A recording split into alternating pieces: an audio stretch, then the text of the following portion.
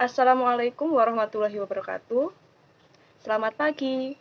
Bagaimana keadaannya hari ini? Semoga sehat selalu.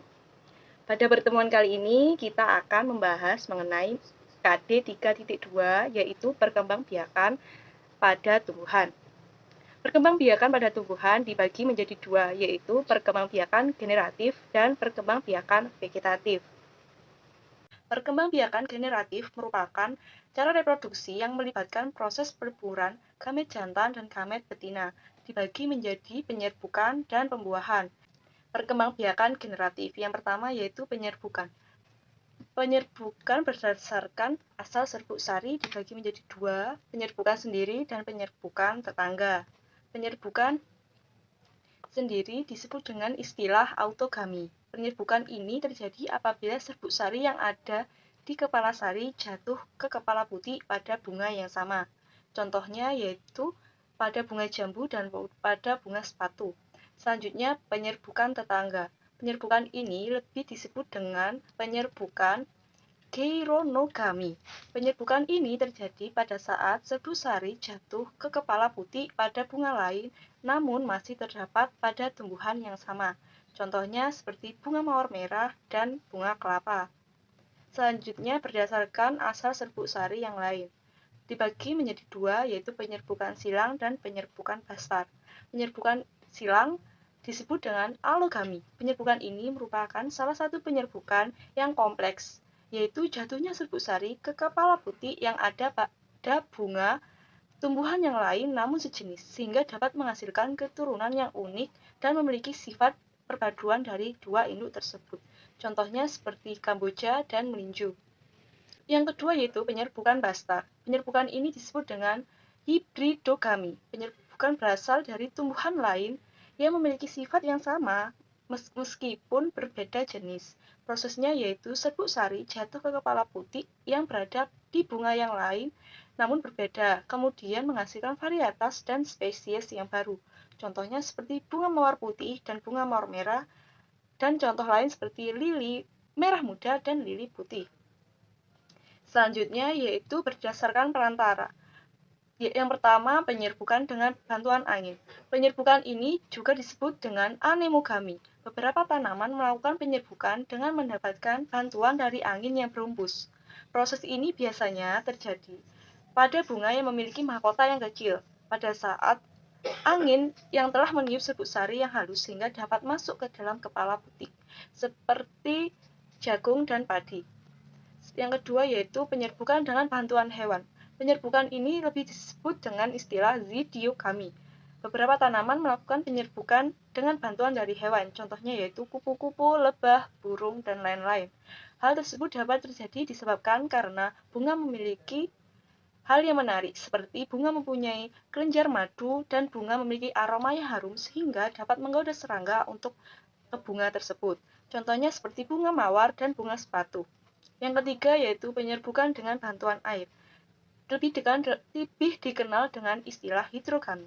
Beberapa tanaman melakukan penyerbukan di air disebabkan karena tumbuhan tersebut terendam air, terkena air hujan, terkena tumpahan air, dan hidup di air. Seperti dapat membuat serbuk sari rontok yang mendekati kepala putih. Contohnya seperti hidrilla dan ganggang. Selanjutnya yaitu penyerbukan dengan bantuan manusia. Penyerbukan ini lebih disebut dengan istilah antropogami. Beberapa tanaman tidak dapat melakukan penyerbukan sendiri sehingga membutuhkan bantuan manusia, seperti bunga dan serbuk sari yang sulit rontok dan tidak dalam satu bunga. Contohnya seperti buah naga dan salak. Selanjutnya, perkembangbiakan vegetatif yang kedua yaitu pembuahan. Pembuahan pada tumbuhan adalah proses meleburnya atau menyatunya inti sperma dan ovum yang terjadi di dasar putik untuk membentuk embrio tumbuhan. Pembuahan dibagi menjadi dua, yaitu pembuahan tunggal dan pembuahan ganda. Pembuahan tunggal terjadi pada tumbuhan berbiji terbuka atau yang disebut dengan gimnospermae, yaitu sel spermatozoid membuahi ovum. Contohnya pada tumbuhan pakis haji dan tumbuhan pinus. Yang kedua yaitu pembuahan ganda, terjadi pada tumbuhan yang tertutup atau disebut dengan angiospermae, yaitu pembuahan yang terjadi dua kali dan melibatkan dua inti sperma Inti spermatozoid 1 akan membuahi ovum menjadi zigot, yaitu calon individu baru, dan inti spermatozoid 2 akan membuahi inti lembaga selular menjadi endosperm, yaitu cadangan makanan. Contohnya yaitu pohon mangga dan jeruk. Yang kedua yaitu perkembangbiakan vegetatif, merupakan proses memperbanyak diri secara non-seksual tanaman namun melalui campur tangan manusia, yang dibagi menjadi reproduksi vegetatif alami dan reproduksi vegetatif buatan.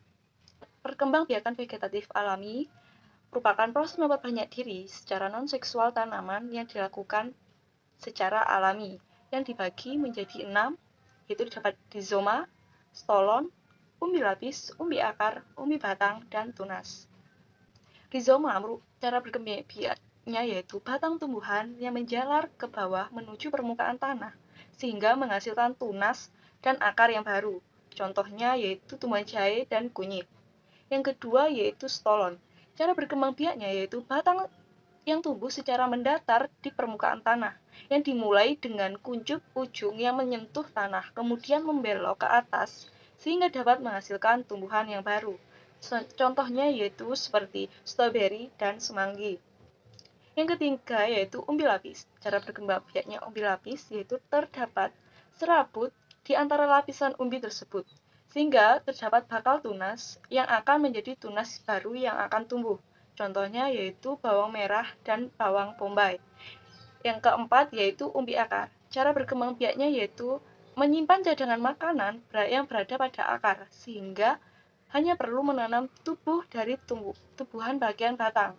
Contohnya yaitu singkong dan wortel. Yang kelima yaitu umbi batang. Cara berkembang biaknya yaitu menyimpan cadangan makanan pada batang. Umbi yang ditanam dapat menghasilkan tunas dan membentuk umbi yang baru. Contohnya yaitu kentang dan talas. Yang terakhir yaitu tunas. Cara berkembang biaknya yaitu tumbuhan induk menjadi tumbuhan hidup yang baru. Contohnya yaitu pohon pisang dan pohon bambu. Yang terakhir yaitu perkembangbiakan vegetatif yang kedua yaitu reproduksi vegetatif buatan. Merupakan proses memperbanyak diri secara non-seksual tanaman namun melalui campur tangan manusia. Mencangkok cara berkembang biaknya yaitu menumbuhkan akar tumbuhan dari batang tanaman yang dicangkok. Yang kedua yaitu menempel atau okulasi. Cara berkembang biaknya yaitu menempelkan tunas muda pada ranting atau batang tanaman induk agar dapat menghasilkan tanaman baru dengan menggabungkan dua sifat tanaman yang berbeda dari dua jenis tanaman. Selanjutnya yaitu menyambung atau mengeten. Cara berkembang biaknya yaitu menyambungkan dua jenis tanaman yang berbeda dengan cara menggabungkannya dengan bagian bawah, akar, dan pokok batang yang berasal dari satu tanaman. Selanjutnya yaitu menyetek. Cara berkembang biaknya yaitu dengan menanam potongan atau bagian dari tubuh tumbuhan, seperti tangkai, batang, atau daun. Selanjutnya yaitu merunduk. Cara berkembang biaknya yaitu dengan cara merundukannya ke tanah jenis tumbuhan yang memiliki cabang yang panjang, sehingga dapat tumbuh akar dan menjadi tanaman baru yang dapat berkembang biak. Dan yang terakhir yaitu teknologi reproduksi tumbuhan. Teknologi reproduksi ini berguna untuk mempercepat, memperbanyak, mengembangkan, dan menciptakan jenis varietas tanaman baru. Teknologi reproduksi ini terbagi menjadi hidroponik, kultur jaringan, dan vertikultur. Hidroponik merupakan salah satu metode dalam budidaya, menanam, dan memanfaatkan air tanpa menggunakan media tanah dengan menekankan pada pemenuhan kebutuhan hara dan nutrisi bagi tanaman. Teknik ini memanfaatkan wadah yang ditambahkan nutrisi atau medium yang tak mudah larut dengan air, seperti halnya kerikil, arang, sekam, dan lain-lain. Contohnya yaitu tanaman darat, sayuran tomat, terong, selada, dan sebagainya. Yang kedua, kultur jaringan. Kultur jaringan tumbuhan merupakan salah satu teknik budidaya yang memiliki tujuan untuk memperbanyak tumbuhan dengan cara mengambil satu bagian dari tanaman tersebut seperti sel atau sekelompok sel jaringan maupun organ. Teknik ini memanfaatkan prinsip memperbanyak tumbuhan secara vegetatif. Bagian pada tanaman akan dapat memperbanyak diri dan berkembang menjadi tanaman yang memiliki organ yang lengkap, yaitu akar, batang, dan daun. Yang terakhir yaitu vertikultur.